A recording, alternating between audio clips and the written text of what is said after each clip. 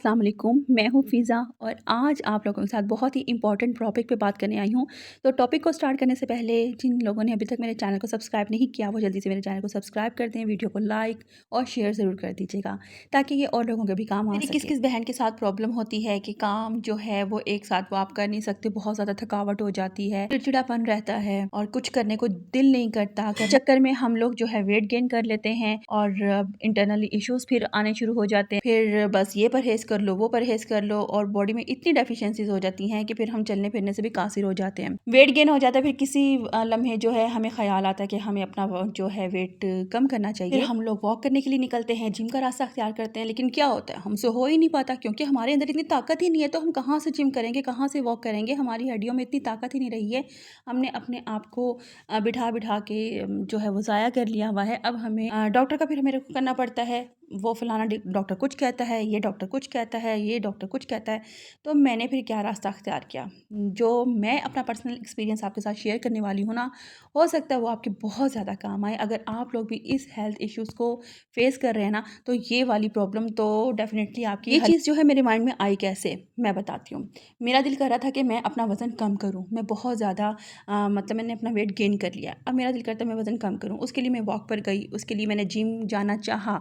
मैं पहले जिम जाती थी, लेकिन किसी न किसी वजह से मैं छोड़ देती थी। यही वजह होती थी कि मुझसे हो नहीं पाता था। मैं जाना चाह रही थी, लेकिन मुझसे नहीं हुआ। फिर मैंने कहा कि नहीं यार, इसका कोई ना कोई तो सॉल्यूशन होगा। ऐसे कैसे पॉसिबल है? इतनी है मोटी-मोटी औरतें जो हैं अपना वेट कम करती हैं, तो मैं क्यों नहीं कर सकती? मैं कर सकती हूँ। लेकिन जब मैं इतने हौसले बुलंद करके जाती थी, तो फिर मेरी टाँगें कहती थी कि बाजी बस यहीं तक है तुम्हारा सफ़र, तुम वापस घर की तरफ चली जाओ। फिर मैं सोच में पड़ जाती थी कि नहीं यार, मुझे कम करना है, मैं कैसे कम करूँगी? तो फिर मेरे दिल में ख़्याल आया, मैंने अपने टेस्ट करवाए। तो मैं आपको बताऊँ कि आपको किस-किस चीज़ के टेस्ट करवाने हैं। आपको अपना करवाना है vitamin D, calcium, cholesterol, uric acid, thyroid, CBC और मैग्नीशियम।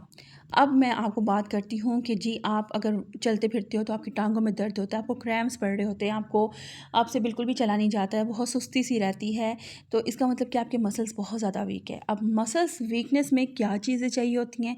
एक तो आपको अच्छी डाइट चाहिए होती है। अब वो डाइट हर किसी के लिए मुख्तलिफ होती है। जो मैं यूज़ कर रही हूँ, लाज़िम नहीं है कि वो ही आप यूज़ करेंगे तो आपको बेनिफिट होगा।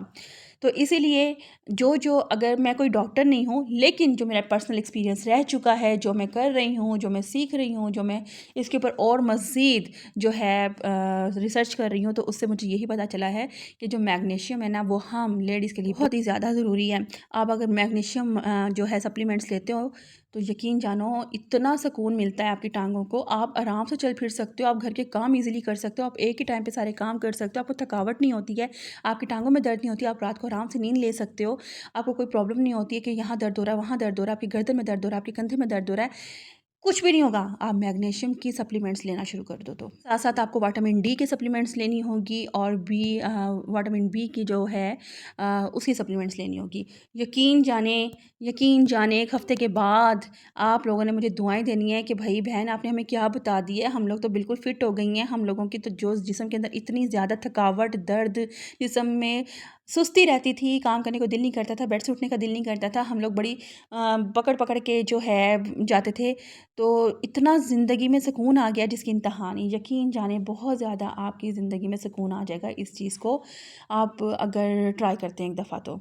इसके अलावा आप अपनी डाइट में क्या लेंगे, वो भी सारा कुछ मैं आपसे शेयर करूँगी। अगर आप इंटरेस्टेड हैं, तो आप कमेंट में आकर शेयर ज़रूर लिखिएगा, तो मैं आपको सारे डाइट प्लान भी बता दूँगी। देखिए, मैं ये सारे पैसे खर्च करके जो है मैंने डॉक्टर्स वगैरह से सारी चीज़ें मैंने मालूमात हासिल की हैं। फिर मैंने ये फ़ैसला किया कि मैं आप लोगों को भी ये बताऊँगी कि मैं क्या-क्या यूज़ कर रही हूँ और किस-किस मसले के लिए यूज़ कर रही हूँ और इसका मुझे क्या फ़ायदा हुआ है। तो अगर आप लोगों के अंदर भी ये सारी चीज़ें मौजूद हैं, तो आप लोग भी ये ट्राई करना शुरू कर दें, यूज़ करना शुरू कर दें, तो डेफ़िनेटली आपको भी बहुत ज़्यादा सुकून मिलेगा।